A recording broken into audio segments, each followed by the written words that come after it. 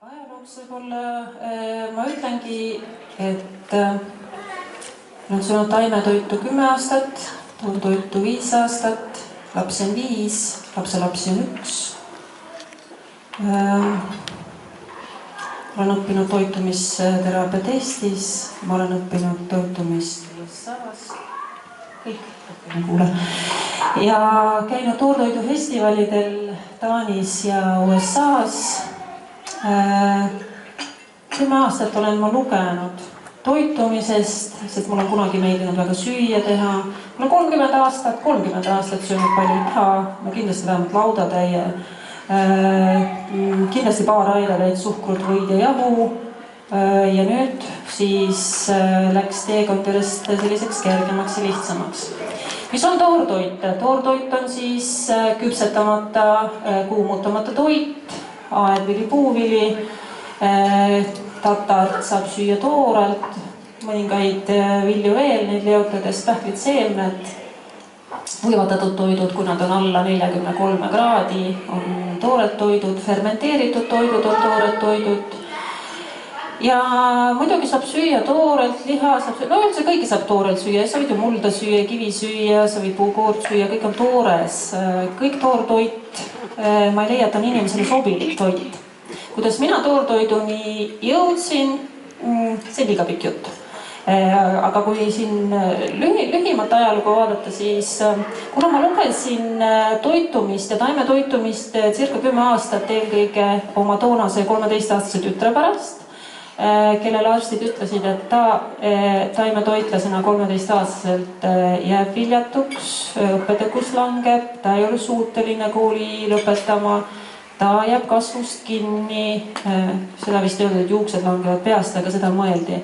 Ja nüüd on see tütar 23, lapselaps on nüüd aasta ja mitu kuud vana.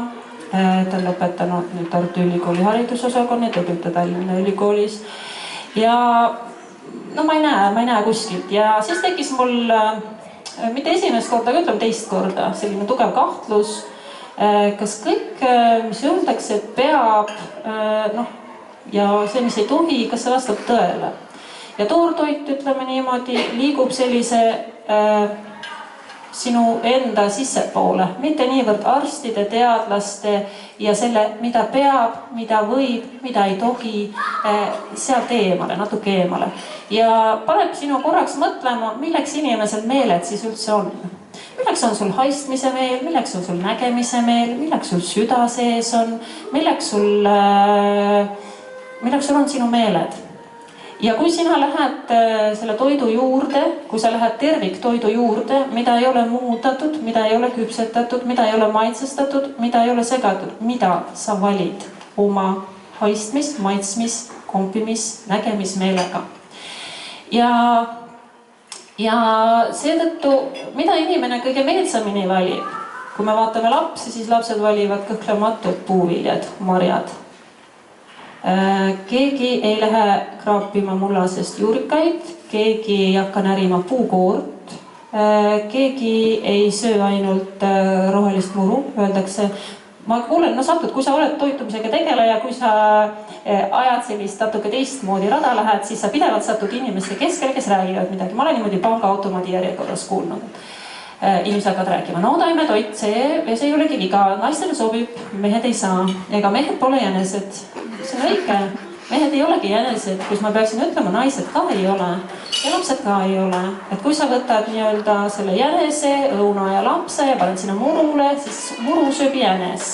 Laps sööb õuna, laps mängib jänesega. Tal ei teki instinkti jänes ära süüa. Tal tekib instinkt õun ära süüa. Jänesel tekib instinkt mitte laps ära süüa, vaid tekib instinkt rohtu süüa. Nii, ja siit saabki lihtsalt edasi minna, ütleme, toortoidumise poole. Toortoidumine liikumine lihtsuse poole. Ja kui nüüd vaadata kõiki, kes ütlevad, on sadu raamatuid. Kui ma olen 10 aastat lugenud uuringuid, õppinud, kuulanud loenguid Eestis, välismaal, doktorite, professorite, arstide, meditsiinidoktorite, kiropraktikute, siis kõigil on oma rada. Ja nüüd, kas sa oled hulluks? Ei saa mitte midagi. Või viskad käega. Valid omal ühe liini välja. Ja kui sa jääd selle ühe liini juurde, siis sa leiad ükskõik millisest liinist. Kui sa jääd gluteenivabale dieedile, siis sa leiad oma professorid, oma teadlased, kes oskavad sul täpselt ilusti ära põhjendada, miks see on hea, miks sa peaks seda tegema, miks ütleme, on see sinu tervisele kasulik või vastupidi selline mitte kasulik. Kõik on ütleme paigas. Minul on toortoit, minul on omad teadlased, suurepärased, kusjuures minul on omad professorid, käinud siin lähedal Vilniuses, biokeemia professor Colin Campbell. Ta ei ole küll toortoidu esindaja, kuid ta esindab terviktoitu. Mina toortoiduna vaatan ka terviktoitu, et mis on terviktoit. Oliiviõli on isoleeritud, rafineeritud toit, sest me võtame oliivi, eemaldame sealt taimse massi, vitamiinid, mineraalid, jääb järele puhas rasv. Puhas rasv, mis on väga suur kalorite kogu. Võtame suhkruroo, eemaldame sealt vee, mis on taimes põhiline, eemaldame taimse massi, eemaldame kiudaine, eemaldame vitamiinid, mineraalid ja kristalliline substants, üsna kange, puhas süsivesi, kristalliline ja sööme seda. Siis me võtame välja valgu kuskilt, näiteks sojast ja siis me segame selle valgu, rasva, suhkru kokku, paneme purki ja siis me ostame seda kõik. Ja see säilib väga hästi, sest sellisest kristallilisest substantsist, mis on puhas süsivesi, puhas rasv, puhas aines, sinna isegi ükski bakter ei lähe, sest see on niivõrd kelk. Ja ühesõnaga mina olen leidnud oma professorid, oma arstid, oma meditsiiniarstid, oma sportlased.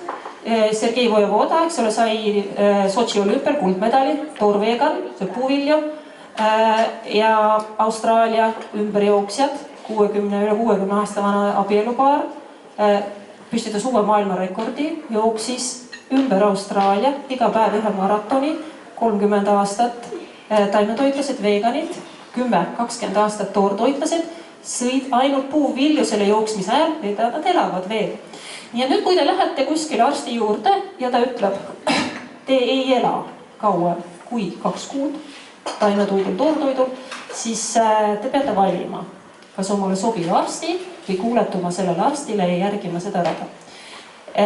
Ütleme niimoodi, et sellist hirmutamistaktikat on hästi palju. Aga miks see tähendab, ma ei ole seda võib-olla niimoodi lõpuni läbi mõelnud, sest ma ütlengi, et igalühel on oma rada. Ja sa valid oma raja, siis mille järgi? Kui ma alguses valisin toortoidu selle järgi, et see oli nagu selline põnev ja huvitav ja siis ka see, et selle kohta öeldi, see on elustoit, kõik mis on surnud tapab sind, mis on surnud mürgitab sind, ensüümid, sul on vaja ensüüme. See oli selline huvitav teooria ja mingil ajal, see ikka see mõju, kus sulle öeldakse, et sa võiksid olla ju veel tervem, sa võiksid olla veel parem, sa võiksid olla teistest parem. Kui siis mingil hetkel ma hakkasin seda asja nagu kõrvalt vaatama just sellega, et mitte need kõik professorid, kes räägivad eri juttu, nad ei ole kõik lollid. Nad vaatavad lihtsalt eri aspektist. Nad vaatavad üksikjuhtumi piires. Nad tervikust lähevad natukene liiga kaugele. Ja siis ma pigem hakkasin vaatama toortoitu kui sellist toitumist, mis sobib mulle. Mis meeldib mulle. Toortoit dieedina ei toimi. Toortoit elustiili osana, ehk ta on nagu selline Lego, kuhu ta sobib sisse. Ta sobib minu liikumisse, minu töösse, minu elusse, ta sobib igati. Ma ei sunni ennast seda sööma, ma ei tunne hirmu. Sest hirm on üks põhiline aspekt, kuidas siin kutsutakse mingit asja sööma või mitte sööma. See arst, kes ütles kunagi, eks ole, et minu laps ja kogu suguvõsatus, et see laps, kes alustas 13. taimetoidud, et sureb enne 20. eluaastat. Nad on ikka elus ja on elus ka minu laps. See arst, kes ütles mulle, et taimetoitlased naised jäävad viljatuks, kuhu enam, 5 last. Ei kipugi üldse nagu enamat või vähemat mingisugustest asjast võtma. Nii, ja siis ütleme siis nii, toortoit dieedina, sundimisena, piirangutena ei toimi. Toortoit elustiilina, nii-öelda armastusena toimib. Ja kuna ma olen nüüd kohanud Ameerikas, kuna ma olen nüüd kohanud Taanis nii palju inimesi, kes on elanud 10, 20, 30 aastat ainult puuviljadel. Mõni sööb ainult puuvilju, mõni sööb puuvilju ja rohelist, mõni sööb puuvilju, rohelist ja natukene pähkleid. Ja nad ei ole suremas ja nad ei ole kuulnu kahvatud ega kuulnu peenikesed. Seal on sportlased. Tim Van Orden on saanud 2 korda USA meistri või selle USA mingisuguse aasta jooksja tiitli. Ta jookseb ultramaratone. Michael Arnstein jookseb puuviljadel 100-miiliseid maratone. Ta jookseb 12 tundi järjest. 2 maratoni kuus. Kui inimesel on puudujääk, siis ta ei jookse. Aga nüüd on siin, kui ma räägin üle, siis keegi ütleb mulle, et lõpetage ja andke mikrofon edasi. Ma tahan paar näidet tuua. Mida ma olen paari viimase korra inimestega rääkides vaadanud, mida on hästi suur hirm. Hirm lapsest saadik. Sa ei tohi teha seda, mis sulle meeldib. Ja inimesed on hakanud vabandama oma toitumist. Kui inimene on lihasööja ja mina söön seal puuvilju, ütleb, no kus sa oma valgud saad? Kas sina sööd liha sellepärast, et sealt valgud on? Aga kui homme ilmub artikkel ja öeldakse, et valgu polegi lihas, kas sa jätad järgi? Siis ütleb inimene, no kuidas sa toidulisandid ei söö, sul jääb puudu B12-st. Aga sina sööd toidulisandid ainult sellepärast, no tegelikult toidulisand ei ole õige, ütleme toiduga, et kui sa ei söö nüüd piimatoodet, sa ei saa piisavalt kaltsiumi. Kui nüüd homme ilmub artikkel, et kaltsiumi üldse polegi, kas sa jätad piimajoomise kohe järele? Või keegi tuleb ütleb, sa sööd puuvilju, puuviljad on kõik pestitsiiditatud. Kas ma jätan puuvilja söömise järele? Tegelikult inimesed teevad ja söövad seda sellepärast, et see neile meeldib. Nad söövad liha sellepärast, et see neile meeldib ja vabandusi ei ole vaja. Inimesed söövad muna sellepärast, et see neile meeldib ja vabandusi ei ole vaja. Miks me peame kogu aeg vabandama? Sest tegelikult me teeme ju seda, mis meile meeldib. Tegelikult kõik arstid ja ma arvan ka need, kes on siin laua ääres, on praegu ühel meelel, isegi ütleme Mai Maser, kõik. Tiiu Vihalev on see, et Coca-Cola ja hamburger ei ole sobilik toit. Minge poodi, vaadake, mida ostetakse kõige enam. Hamburgeri Coca-Colat. Mina ostsin ka eelmine nädal, sest ma tahtsin järgi proovida, kas see puhastab WC-poti või mitte. Ja ma ei uskunud hästi, sest ma arvasin selle üle pingutatud. Ma alasin ööseks sisse ja hommikul läksin vaatama. Toimis. Et mõned asjad on nagu õiged, mis kirjutatakse, mõned mitte eriti. Ja kui inimene tuleb, kirjutab mulle, et aga üks masin analüüsis ja mul on see ja see puudu, mul on puudu jääb. Seda kardavad ka inimesed. Inimesel kogu aeg jääb, teil jääb puudu. Toidulisandi tööstus on tugevalt selle peale üles ehitatud, teil on puudu. Eckhart Tolle ütleb selle peale, see on ego. Egol on puudu jääb, pidevalt, kõik on puudu. Aga see hästi müüb, sest ega pannimüüjaid ja toidulisandi müüjad õpetaks ühtemoodi. Tegida inimesest tunne, et tal on see puudu ja siis müü talle see asi ära. Ja nüüd, kui tuleb inimene, siis ma ütlen talle sellise näite. Kui minu tütar, 23-aastane, kavatseb minna mehele, siis mina võtan selle mehe, lähen temaga nende tarkade masinate alla, analüüsin ta ära. Saan 5 lehekülge nimekirja, palju temas on kaaliumi, kaltsiumi, magneesiumi, valgu, süsivesikut, kolesterooli. Ja kindlasti on seal midagi puudu. Kolesterooli on natuke liiga palju ja valku on võib-olla natuke liiga vähe. Ja kindlasti on puudu magneesiumist, sest meil kõigil on puudu magneesiumist. Ja kindlasti tal pole piisav B12, sest ta näeb natukene kahvatu välja. Kui ma lähen selle 5 leheküljega oma tütre juurde ja ütle, vaata seda meest siin 5 lehel, sa ei saa temaga abielluda, tal on nii palju puudujääke. Siis see ongi nii, tal on neid nii palju, kuid oluline on tervik. Kõik see 5 lehekülge üksik elemente põimub omavahel kokku üheks tervikuks, mis on ideaalne selle inimese jaoks sellel hetkel. Ja ma ütlen meil nende täiuslike masinate kohta, mis annavad teile nii kergelt see puudujäägid. Need täiuslikud masinad on toredad, kuid kõige rohkem on nende tööaeg 5 aastat. Aga see ebatäiuslik inimene elab kümneid aastaid sellest masinast rohkem. Ja te ei pea olema täiuslikud sellel ühel ajahetkel. Te olete pidevalt muutumisest, nagu on terve elu, päev ja öö, kevad ja suvi. Ja see kogu aeg kõik muutub ja tuleb rohkem keskenduda sellele, mida sina tunned, mida sina oma meeltega tunned ja mis toimib sinu elus. Ja siis on kõik okei, sellepärast, et siis võivad olla inimesed, alati on keegi sinuga mitte rahul. Ükskõik, mis tee sa ka ei valiks, alati on keegi, kes kritiseerib. Ja see ongi elu. Elu on lihtsalt selline. Meil ei meeldi kõigil ühesugused asjad ja meil ei toimi kõik ühesugused asjad. Ja ma hästi kiiresti lõpetan selle jutu. Venemaal hästi tuntud toortoitu ja Pavel Sebastianovitš rääkis meile suvel ühest mehest, kellega tema on kohtunud. See mees oli 53-aastaselt vähis. Tema metastaasid olid kõikjal kehas. Tema ühest silmast oli nägemine ära läinud. ta saadeti koju, ta istus, ta oli olnud hauakaevaja ja hobusekasvataja, tal oli haud valmis kaevatud ja ta istus seal poolelisti liikumisvõimetu ja järsku ta kuulis nii-öelda oma sisemist hääldust, et miks ennast terveks ei ravi ja ta küsis, kuidas oma hobuse terveks ravisid. Ja siis see meesel tuli meelde, tal oli üks hästi nõrk hobune, see hobune läks kuskile, tema läks järgi, hobune sõi takjaid, sõi 4 päeva ainult takjaid ja sai terveks. Ja see mees komberdas sealt üles, otsis üles takjad, sõi ainult takjaid, sõi veel kord ainult takjaid ja sai terveks. Ja nüüd 53 oli ta siis, nüüd on ta 85-aastane, tal on suur nii-öelda ravila, ta korjab igasugu takjaid, ütleb japlihamasina, kõik kapid on takjaid täis, ta ravib kõiki inimesi, ükskõik millise diagnoosiga ei tuleks, ainult takjatega ja kõik inimesed, ütleb ta, kõik inimesed on saanud abi. Ta paneb takjaid kas sisse või väljapoole, topib erinevatest lavadest sisse, paneb peale ja kõik inimesed saavad terveks. Ja siis ta helistas, ütles Sebastjanovitšile, et nüüd 85-aastaselt on tal hakanud kasvama uued hambad. Ja Sebastjanovitš, kes on muideks väga hea, selles mõttes, et ta väga hästi tunneb teadust ja ta teeb koostööd arstidega, meditsiindoktoritega, kes on ka toortoitlased ja ta läks vaatama, ta ütles, ma ei usu. Ja ta ütles, et ma sõitsin sinna, tal ei olnud veel hambad väljas, kuid igemad olid lahti ja otsakesed, nagu esimeste hammaste lõikumised olid olemas. Ja ta ütles, et aasta pärast lähen uuesti vaatama, kas on olemas või ei ole. Nii et kui keegi ütleb midagi, et ei ole võimalik, siis tuleb kindlasti silma ring hoida avatud, sest maailmas on hästi palju asju võimalik ja ainult sina oled see, kes piirangu peale paneb.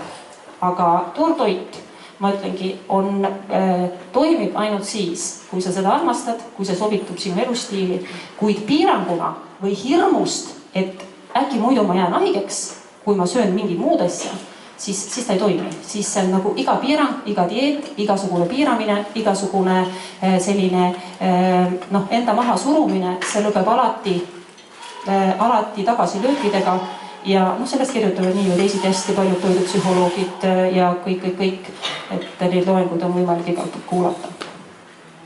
Välja rebitud lause sinna lõppu, kus ma ütlesin sellise tõsise näoga ja sõpruskond on kadunud. Millest järgmine päev minu kursusekaaslased sõbrannad ja helistasid mulle jätkuvalt ja pidevalt, kui keegi ei maininud seda, aga nad kõik vaatasid seda TV-dokki ja siis nad kõik helistasid. Andmaks mulle märku, et sõpruskond ei ole kadunud. Aga see oli lihtsalt kontekstist välja repitud. Et ta ei ole kadunud, ütleme selles mõttes, et aga ütleme, mina ei leia, et mind piirab mingil moel see, kas ma lähen kuskile sünnipäevale või restorani ja ma seal ei söö näiteks. Ma ei leia, et ma pean sööma, kui mul kõht ei ole tühi. Ja kui mul kõht ei ole tühi, siis ma ei peaks istuma, ma tean, eestlastel on selline ala sündilaud, on selline hästi rahvuslik toimib. Kõik istuvad, kõik söövad oma emotsioonitundeid alla. Ja kui mul ei ole kõht tühi, ma ei pea sööma. Kuid ma olen läinud sünnipäevadele puuviljakorviga, see on alati ilus kingitus. Kui on soed minna maasikate, murelite korviga, ilusa arbuusiga, mis on natuke ära nikerdatud, on väga ilus kingitus ja kõik on selle alati hea meelega vastu võtnud. Minu kursaajad on mulle helistanud ja ütlenud, et nii, mis see spetsiifika on, mis sa tahad süüa ja mina olen alati ütlenud, et palun pane puuviljavaakel lauale või anna mulle salat ja ma ei koorma ka neid, ütleme. Nad ei pea mitte midagi eraldi tegema, sest puuviljakorvi laua panemine kõige lihtsam, see ei vaja mitte mingisugust kokkamist, mitte mingisugust kaevu, mitte mingisugust probleemi. Ja kunagi ma nagu tegin toorkooke ja tegin toorkomme ja tooršokolaadi ja võtsin neid kingitusena kaasa, aga nüüd on kõik ära harjunud sellega, et ma söön, ütleme, puuvilja ja see nagu ei tekita probleemi ei minu või nende poolt. Restoranidesse puutub siis, kuna ma elan metsas, kuna mul on 3 väikest last, siis restorani pole. Ma ei kipu ka 3 väikse lapsega restorani, sest inimesed ehmatavad kõik üles. Siin praegugi nad jooksid ringi, teevad kõva häält, tunnevad ennast vabalt. Restoranis ma ei saa neil lasta niimoodi ennast vabalt tunda ja pigem ma siis eelistan sellist teistmoodi väljas käimist. Kuid niivõrd, kuivõrd mul on rääkinud teised toortoitlased, kes käivad kes on näiteks leidnud menüüst smuuti, siis smuuti tehakse reeglina jogurtiga. Nad on palunud, tehke palun ilma jogurtita, me maksame sama hinna. Et ega nüüd meie ei tohi muuta menüüd. See on mitte ainult Tallinnas, see on Pärnus, see on päris erinevates kohtades. Või siis nad ütlevad, palun keerake meile sushi ainult avokaadoga. Ei saa. See tundub niimoodi ehmatav või tähendab, et üks ütles, ma mäletan, et ma olen taimetoitlane, et kas te saaksite mulle teha sushi ilma kalata. Tähendab, on võimalus panna kurki ja avokaadot, on Jaapani traditsioonis, köögis on ka ilma kalata ju olemas, on selle ingveriga ja mitme erineva asjaga. Et tehke mulle sushi toorjuustuga. Automaatselt arvatakse ju selles mõttes, et piimatoode näiteks sushiks. Aga minul on endal, isiklikult mul on positiivsemad kogemused, kui mina olen läinud inimesega restorani, kellel ei meeldinud see, mis menüüs oli ja vähe rahvast oli, meil tuli kokk, tegi sellise salati, ei olnud mitte mingisugust probleemi. Ja lihtsalt mul on nagu kergem olnud selles mõttes, et kui on hotell, siis hotellid arvestavad, küsivad, eriti kui sa oled Aasias, kokk seal niisama sammib kõrval, teeb sul ükskõik mida, pluss see teeb niikuinii alati palju värsket. Eestis on natuke selline jäigem variant. Ma mäletan, kui ma kunagi helistasin, tahtsin tellida tuppa, siis ma olin harjunud, ma olin välismaal oled, sa tellid omale tuppa, sul on väiksed lapsed, sa ei saa minna sinna restorani, see on nagu tüütu, siis nad alati toovad sulle, seda, mis sa tahad, küsid, mis sa tahad. Eestis öeldi, ei saa, meil pole praegu aega. Et huvitav, aga ma ütlengi, et restoran see ei ole oluline ja sõpradega, kui nad on sinu sõbrad, siis toit ei ole oluline.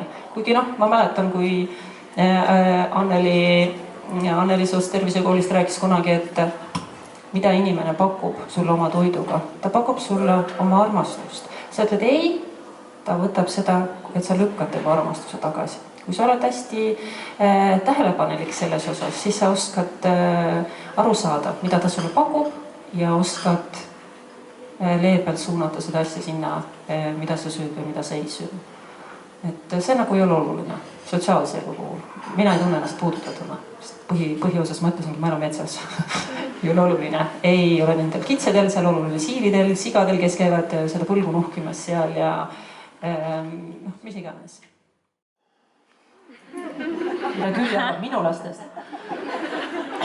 Asi ongi selles, et mitte selles mõttes, et ta ei võiks arvata, aga asi ongi selles, et näiteks Eesti Ekspressi artikkel, mis minust ilmus 5 aastat tagasi, kus kõik alguse sai, kus ma kuulsaks sain, kus ma väga palju inimestega sain tuttavaks, millest minu raamat on täna ilmunud. Kõik nagu algas hästi, aga alguse sai Eesti Ekspressi artikkel arstide kaebekirjast, kes arvas, et nemad teavad ja tunnevad meile lapsi, mida nad söövad ja nad võivad selle peale teha mingi arvamuse. Arvamuse saab teha siis, kui sa tunned last, siis kui sa tead, mis ta sööb.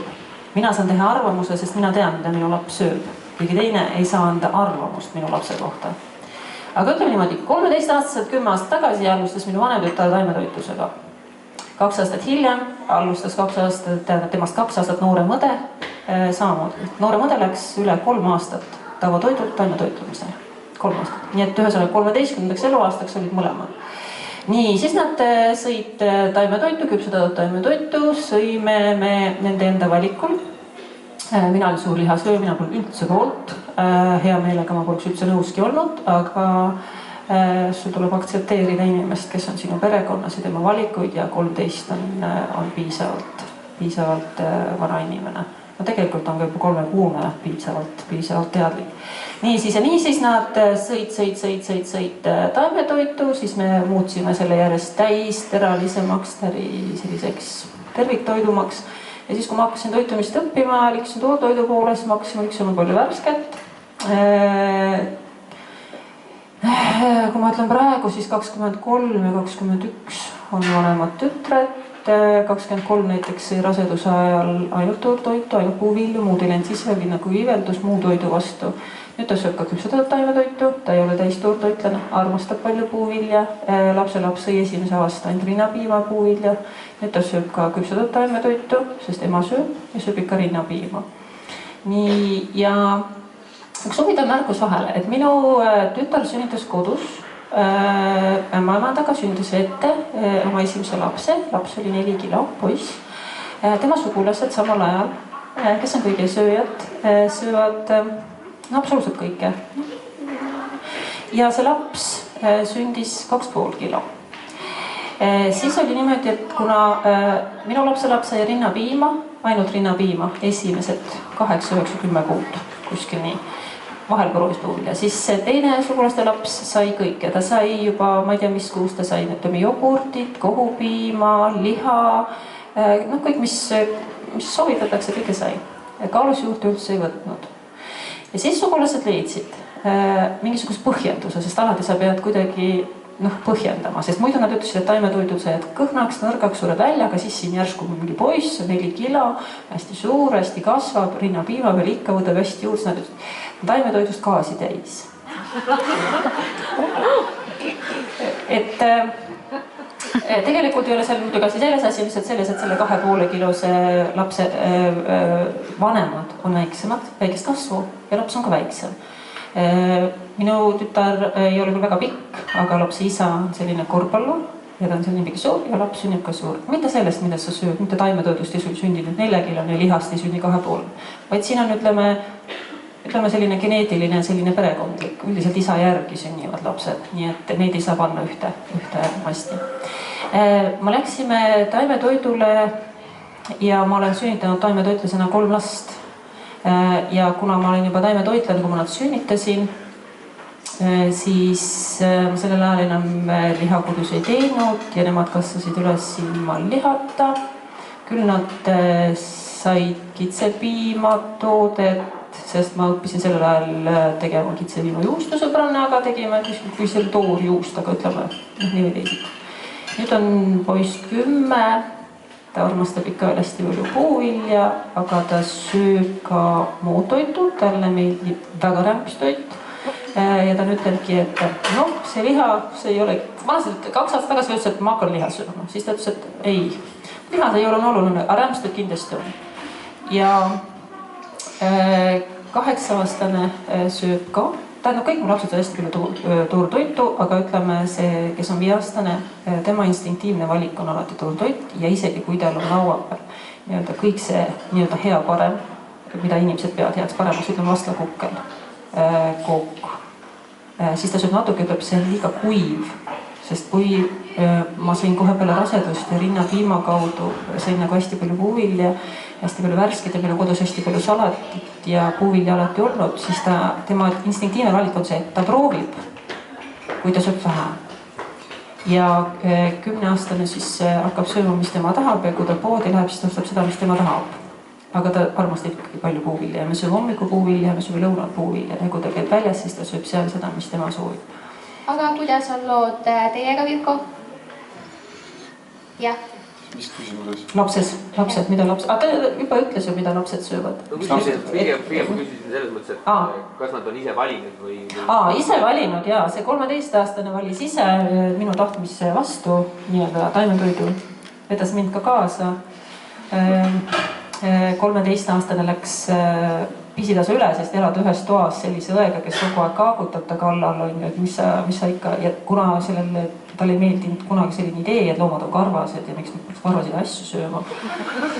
Et igal juhul on omad asjad, miks ta valib, aga nendel on oma valik ja nad ei söö ka praegu. Nad, ütleme, see teine tütar õpib Tallinnas, õpib araabia keelt ja siis ta sööb ikkagi, ütleme, küpsetatud toitu, taimset toitu. Aga lastega on niimoodi, et 10, 8, 6 on siis mu 3 nooremat last. Ja nad söövad kodus seda, mida kodus on. Selles mõttes valik on neil, ütleme nii-öelda, võiks arvata piiratud. Ma ei arva, et me peaks tooma koju kõik Coca-Cola, suitsud, hamburgerid, lastel oleks kogu valik. Kuskil elus ei ole meil kogu aeg kõik valida. Aga see ei ole probleem, et kui me kuskile lähme ja nad ei võiks võtta, kui nad tahaksid. Sest ma olen just pannud tähele seda, et kui ma luban neil võtta, siis nad söövad palju vähem. Kuid neil on idealiseeritud ettekujutus sellest, mis see on. Aga kas meil on äkki veel küsimusi, et siis jõuab veel... Jah, palun. Toru ei ole. Mart, tulen kohe. Jah, ma pean siit posti tagant piiluma. Tänan kõiki kõigepealt, aga küsimus on küll. Enamus osavõtjatest ma sain selle pildi ikkagi, et miks teie veendumus on teie arvates hea. Et Külli pooldab tasakaalustatud toitumist, sest see on kasulik. Reivole meeldib kõike süüa, sest see on fun. Virko rääkis meile hästi, kuidas võib-olla mõtteselgus ja kõrgem vaimne tasand sellest vegantoitlusest välja tuleb ja Katre tegi seda algust põhiliselt nagu tervise mure tõttu. Sille, sa oled võtnud tugeva kaitsva positsiooni. Ilmselt elus on palju olnud rünnakuid selle toortoiduga seoses, et ma ei ole veel kuulnud tegelikult ühtegi lauset või ma ei ole tähele siis pannud, kui sa oled öelnud, miks toortoit on hea? Tegelikult ma omast arust ütlesin alguses, aga võib-olla see ei tulnud selgelt välja. Sest ma ütlesin,